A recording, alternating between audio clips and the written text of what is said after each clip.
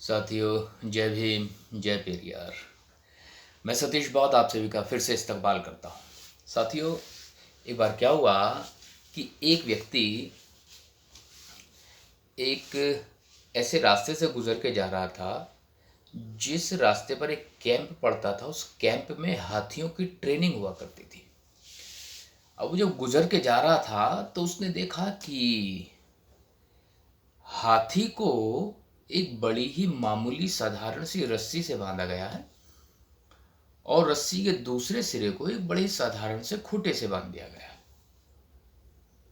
अब हाथी में इतनी शक्ति है, वो चाहे तो एक झटके में उस मामूली सी रस्सी को तोड़ दे, वो खुद आजाद हो सकता है।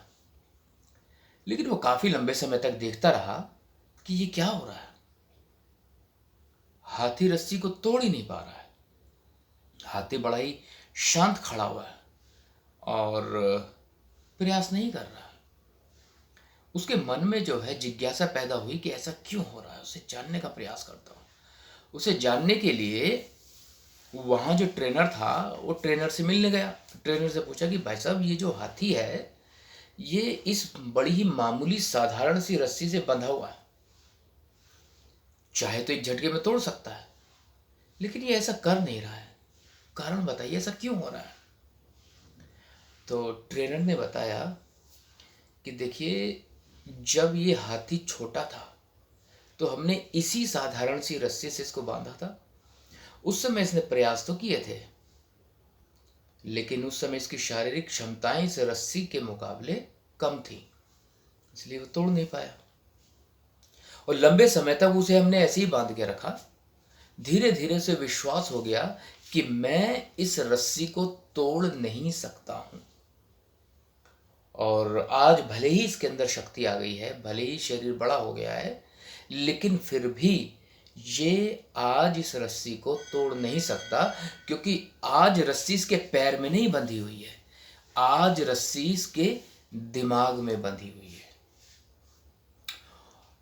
और दिमाग की रस्सी को तोड़ने का कोई भी साधन इस हाथी के पास नहीं है। इस वजह से ये बड़ी ही मामूली साधारण सी रस्सी से बंधा हुआ है और खड़ा हुआ है।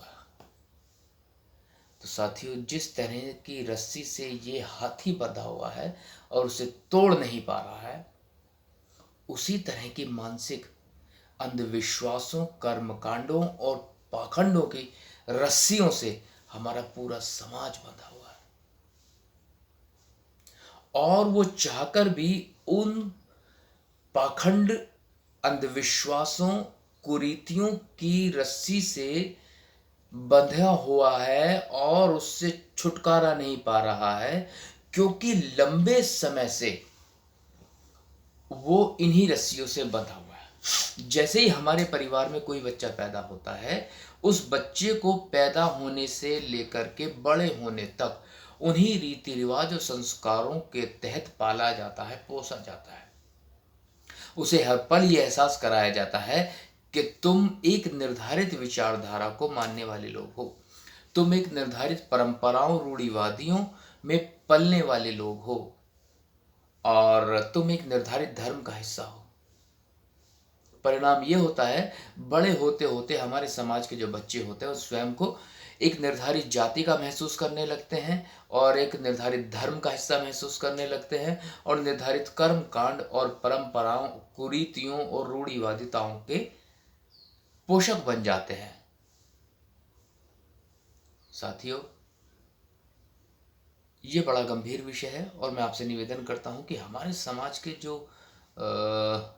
युवा आ रहे हैं, या यूँ कहो कि उससे ज़्यादा अगर बोलूँ तो ये कहना चाहिए कि जो हमारे बच्चे हैं, उन बच्चों को ही शुरू से ही बुद्ध के और बाबा साहब डॉक्टर भीमराव अंबेडकर के विचारों से हम अवगत करा देना चाहिए, जो हम नहीं करा पा रहे हैं। जब तक वो बड़ा होता है तब तक वो उसके ऊपर हिंदूवादी विचारधारा हावी हो चुकी होती है।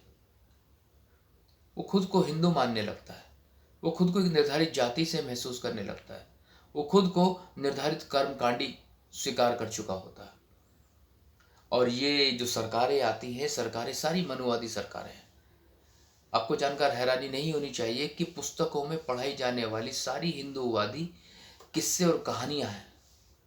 जो आज भी बच्चों के मनो मस्तिष्क पर पूरा हिंदूवादी असर छोड़ के जाती है, और ऊपर से रट लगा रखी है कि स्कूलों में गीता पढ़ाई जाए। तो आप समझ सकते हैं कि आपके बच्चों के मस्तिष्क पर यह उसी तरह की रस्सी बांधने का प्रयास है जिस तरह से उस हाथी के पैर में बांधी हुई है। भले ही कितना ताकतवर हो गया वो हाथी, लेकिन उस रस्सी को नहीं तोड़ पा रहा। कारण यही है कि रस्सी पैर में बंधी नहीं है, रस्सी अब दिमाग में बंधी हुई है। मैं उम्मीद करता हूँ साथियों, आपको मेरी बात ज़रूर समझ में आई होगी। इन रस्सियों को बंधी हुई रस्सियों को खोलने के लिए हमें मानसिक रूप से विकसित होना पड़ेगा, पठन पाठन और अध्ययन कार्य करना पड़ेगा, और बच्चों को समझाना पड़ेगा शुरू से। हम जरूर सफल होंगे। इन्हीं शब्दों के साथ मैं सतीश बौद्ध आपसे विदा लेता हूँ। जय भीम, जय पेरियार, नमो बुद्धाय।